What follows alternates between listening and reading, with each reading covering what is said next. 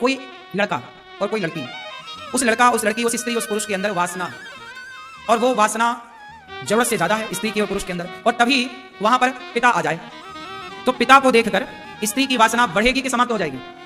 बोलो बोलो, समाप्त हो गई। कोई लड़का, उसके भीतर बड़ी वासना है, बहुत काम सताए जा रहा है, तभी अचानक उसके कमरे में मां आ गई, तो मां को देखकर वो वासना खत्म हो जाएगी कि बढ़ जाएगी? उत्तर जोर से हाँ। जब सामान्य माता पिता को देखकर हमारी इच्छाएं हमारी वासनाएं समाप्त हो जाती हैं, तो जब जगत का पालनहार सामने खड़ा होगा तो हमारे भीतर कोई वासना रह जाएगी क्या? क्या उस परमात्मा को गोपियां कोई वासना से देख रही हैं क्या?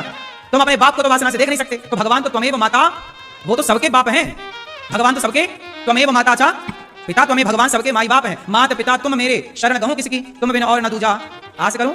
अब जरा सोचो ना कि क्या गोपियों के अंदर परमात्मा को देखकर कोई वासना हो सकती है? कॉमन सेंस है, नहीं तो समझ की बात है।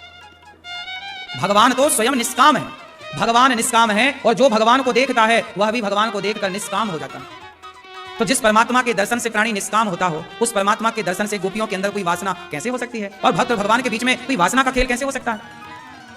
क्यों जी, बात समझ में आ रही है भैया? बात समझ में आई? वो परमात्मा है, उसके आगे तुम खड़े होते हो, तुम्हारी वासना अभी जीरो हो जाती है। फिर वो साक्षात जब खड़ा होगा, श्री कृष्ण साक्षात होंगे, भगवान जब साक्षात होंगे, तो क्या गोपियों के अंदर कोई वासना? ना।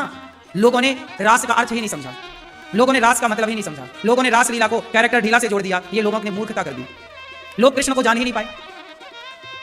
मिलन का मतलब मैं आपके गले लगूं, मेरी मां तो मुझे अभी गले लगाती है अपने, आप सुनो भले 40 साल के हो जाओ, लेकिन तुम्हारी मां जब तुमसे मिलेगी वर्षों बाद, तो 40 साल के बेटे को भी मां कहां लगाती है? अपने गले से। और मां बच्चे के माथे को चूमती है, मां बच्चे के गालों को चूमती है। अब मुझे बताओ कि मां बेटे का जो मिलन हुआ, क्या उस मिलन में कोई वासना थी?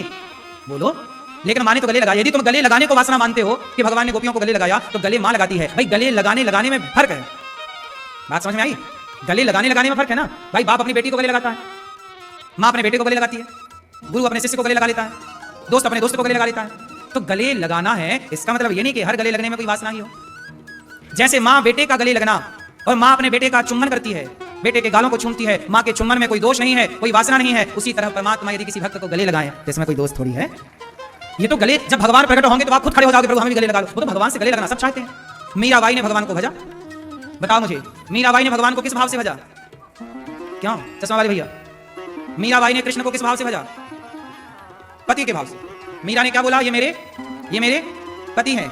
मीरा ने भगवान को पति के भाव से भजा। तो बताओ भगवान उन्हें स्वीकार करेंगे कि नहीं? संसार में रिश्ते हैं, पति का, पत्नी का, मां का। इस संसार में आप देखो भगवान को जाकी रही भावना, जैसी आप पति मानो, पुत्र मानो, मित्र मानो, भगवान को जो मानना है मान लो। लेकिन जब यहां से वहां जाओगे तो वहां सारे रिश्ते समाप्त हो जाते हैं, एक रिश्ता रह जाता है, भगवान सबके पिता हो जाते हैं, सब उनकी संतान है। यथार्थ में ईश्वर से आप पति के भाव से भजो, बुराई नहीं है, इसमें कोई दोष नहीं है। मीरा ने पति भाव से भजा भगवान को पाने के लिए, ये मीरा का भाव है। अच्छा मीरा ने तो पति भाव से भजा, अब भगवान कभी मिले तो पूछ लेना कि आपने मीरा को किस दृष्टि से देखा। तो मीरा ने यहाँ संसार में पति के भाव से भजा, लेकिन ऊपर जब पहुंचे तो वो तो सबके पिता हो गए, वहां पे पति और सब भाव खत्म हो जाता ऊपर। सही है, वहां पे कुछ नहीं रह जाता, वहां पे भगवान सबके लिए उपलब्ध होते हैं और सब भगवान में लीन हो जाते हैं, सब भगवान के परिकर बनकर के वहां रहते हैं। वहां पे एक दृष्टि रह जाती है, आत्मा जो है ईश्वर का स्वरूप है, ईश्वर की संतान है। हम किसकी संतान है? ईश्वर की। तो इस दृष्टि से हम सबके पिता, हम लोग दिन भर यही गाते हैं, माता पिता तुम मेरे, माता पिता तुम मेरे। तो यथार्थ में भगवान हमारे माता पिता है। हमारा ईश्वर से क्या संबंध है? रियल बोलो, माता पिता। लेकिन द्रौपदी ने तो भाई माना, आप अपने कृष्ण को भाई मान लो, आप अपने कृष्ण को यशोदा ने बेटा माना, आप अपने कृष्ण को बेटा मान लो, आप भगवान को जो मानना है मान लो। लेकिन यहां तो वो मान्यता से ईश्वर मिल जाएंगे, पर ऊपर जाके एक रिश्ता रह जाएगा, केवल माता पिता। ठीक है, इसलिए संसार की दृष्टि और ईश्वर की दृष्टि में अंतर होता। आप लोग सांसारिक दृष्टि तो देख पाते हैं, लेकिन वो दृष्टि नहीं देख पाते, अंतिम दृष्टि क्या है। इसलिए हम लोग बड़े भगवान को लेकर कंफ्यूज रहते हैं। सही है, तो बताओ आपका भगवान से क्या संबंध है? भैया बताओ, दसवां वाले भैया, आप क्या मानते हो भगवान को? भगवान से हमारा क्या रिश्ता है? कि आप सबकी अलग अलग विचारधारा हो सकती है, सबकी अपनी अपनी मान्यता हो सकती है। कोई भाई मान रहा है, कोई पिता मान रहा है, कोई पुत्र भाव से देख रहा है कि नहीं हमारा बेटा है। सबकी भावनाएं अच्छी हैं। कोई पति भाव से देख रहा है कि कृष्ण हमारे पति हैं, ठीक है। अच्छा ये बताओ भैया, आपके पति कितने हैं? आप मंदिर जाती हो तो क्या बोलती हो? आप बड़े प्रेम से बोलती हो, तुम हो एक अगोचर सबके प्राणपति, स्वामी सबके प्राणपति। यदि आपका पति एक है तो मैं मंदिर जाके क्या कहती हो? तुम हो एक अगोचर सबके प्राणपति। एक तरफ तो आप अपने वाले को कहती हो ये हमारा पति है, और दूसरी तरफ मंदिर जाती हो तो भगवान को भी आप अपना पति कहती हो, तुम हो एक अगोचर सबके प्राण। अब बताओ तो कौन सी बात आपकी सही है? मंदिर में बोली गई कि घर में बोली गई? अभी आप लोगों ने यहाँ बोल दिया कि एक पति है, तो मंदिर में आप लोग बोलती हुई वाली आरती। तो फिर बताओ, तो एक तरफ तो आप कह रही हो भगवान हमारे पति है, और दूसरी तरफ आप कह रही है कि आदमी हमारा पति है, तो कौन सी बात आपकी सही है? जल्दी कंफर्म करो, बोलो मेरी माँ, लाल मैया बताओ, अब बताओ। कौन सी बात आपकी सही है, मंदिर में बोली गई कि घर में बोली गई है? दोनों सही है, तो फिर दोनों को जोड़ कितने पति हुए? यदि दोनों सही है तो फिर पति है कैसे हैं?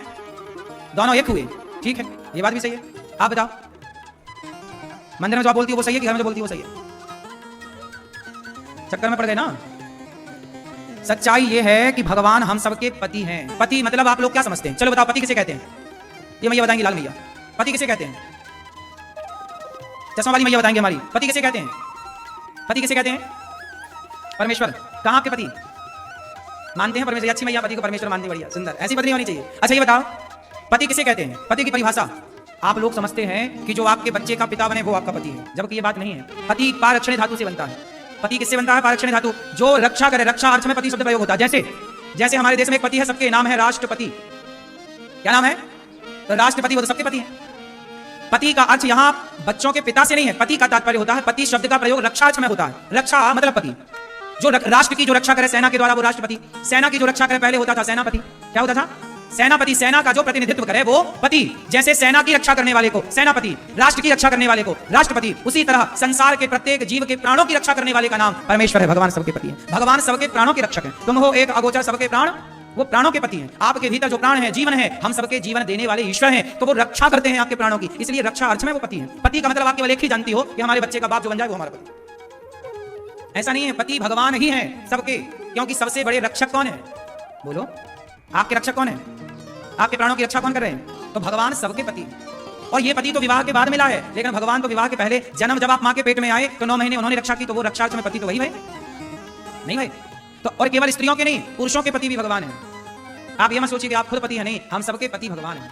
हम सबके भीतर जो प्राण है वो प्राण ईश्वर का दिया हुआ है, इसलिए वही रक्षक है। और जो रक्षक है उसे पति कहते हैं। रक्षा से पति। तो आपके पति जो हैं उन पति की सेवा कीजिएगा। लेकिन ये पति तो देखो फोटोकॉपी है, ओरिजिनल पीस तो भगवान ही है।